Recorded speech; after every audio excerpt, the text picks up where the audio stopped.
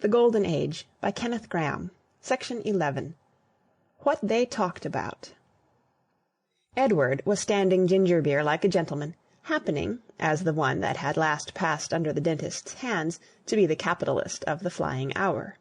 As in all well-regulated families, the usual tariff obtained in ours, 1/2 crown a tooth, 1 shilling only if the molar were a loose one. This, too, unfortunately, in spite of Edward's interested affectation of agony, had been shaky undisguised, but the event was good enough to run to ginger-beer. As financier, however, Edward had claimed exemption from any servile duties of procurement, and had swaggered about the garden while I fetched from the village post-office, and Harold stole a tumbler from the pantry. Our preparations complete, we were sprawling on the lawn.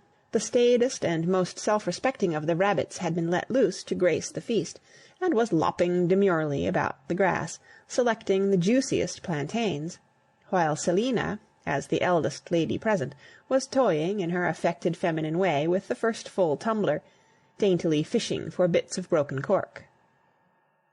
"Hurry up, can't you?" growled our host. "What are you girls always so beastly particular for?"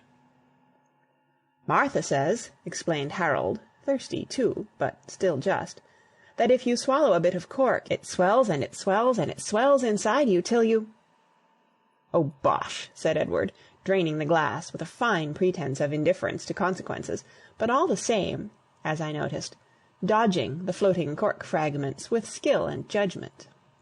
"Oh, it's all very well to say bosh," replied Harold, nettled, "but everyone knows it's true but you. Why, when Uncle Thomas was here last, and they got up a bottle of wine for him, he took just one tiny sip out of his glass, and then he said, 'Pooh, my goodness, that's corked,' and he wouldn't touch it, and they had to get a fresh bottle up. The funny part was, though, I looked in his glass afterwards, when it was brought out into the passage, and there wasn't any cork in it at all, so I drank it all off, and it was very good." "You'd better be careful, young man," said his elder brother, regarding him severely. "Do you remember the night when the mummers were here and they had mulled port, and you went round and emptied all the glasses after they had gone away?" "Ow, I did feel funny that night," chuckled Harold. "Thought the house was coming down, it jumped about so, and Martha had to carry me up to bed 'cause the stairs was going all waggedy." We gazed searchingly at our graceless junior, but it was clear that he viewed the matter in the light of a phenomenon rather than of a delinquency. A third bottle was by this time circling, and Selina, who had evidently waited for it to reach her, took a most unfairly long pull, and then jumping up and shaking out her frock, announced that she was going for a walk. Then she fled like a hare, for it was the custom of our family to meet with physical coercion any independence of action in individuals. "She's off with those vicarage girls again," said Edward, regarding Selina's long black legs twinkling down the path.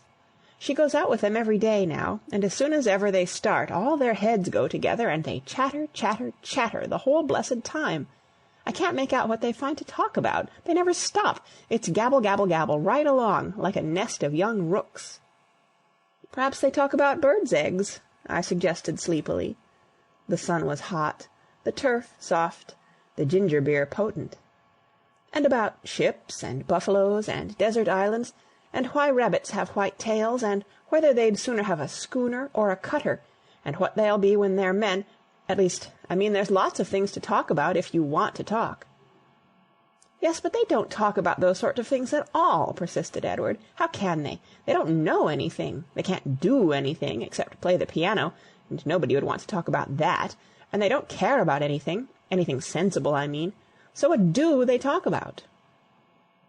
"I asked Martha once," put in Harold, "and she said, 'Never you mind. Young ladies has lots of things to talk about that young gentlemen can't understand.'" "I don't believe it," Edward growled. "Well, that's what she said, anyway," rejoined Harold indifferently. The subject did not seem to him of first-class importance, and it was hindering the circulation of the ginger-beer. We heard the click of the front gate. Through a gap in the hedge we could see the party setting off down the road. Selina was in the middle. A vicarage girl had her by either arm. Their heads were together, as Edward had described, and the clack of their tongues came down the breeze like the busy pipe of starlings on a bright March morning. "What do they talk about, Charlotte?" I inquired, wishing to pacify Edward. "You go out with them sometimes." "I don't know," said poor Charlotte, dolefully. "They make me walk behind, 'cause they say I'm too little and mustn't hear. And I do want to so," she added. "When any lady comes to see Aunt Eliza," said Harold, "they both talk at once all the time, and yet each of 'em seems to hear what the other one's saying. I can't make out how they do it. Grown-up people are so clever." "The curate's the funniest man," I remarked. "He's always saying things that have no sense in them at all, and then laughing at them as if they were jokes. Yesterday, when they asked him if he'd have some more tea, he said, 'Once more unto the breach, dear friends, once more,' and then sniggered all over. I didn't see anything funny in that. And then somebody asked him about his buttonhole, and he said, ''Tis but a little faded flower,' and exploded again. I thought it very stupid." "Oh, him," said Edward contemptuously. "He can't help it, you know. It's a sort of way he's got. But it's these girls I can't make out. If they've anything really sensible to talk about, how is it nobody knows what it is?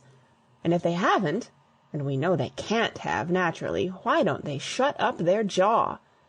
This old Rabbit here, he doesn't want to talk. He's got something better to do."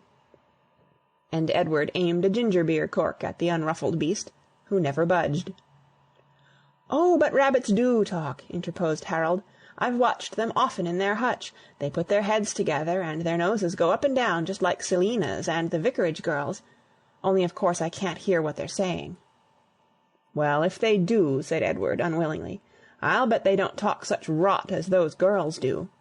Which was ungenerous as well as unfair, for it had not yet transpired, nor has it to this day, what Selina and her friends talked about.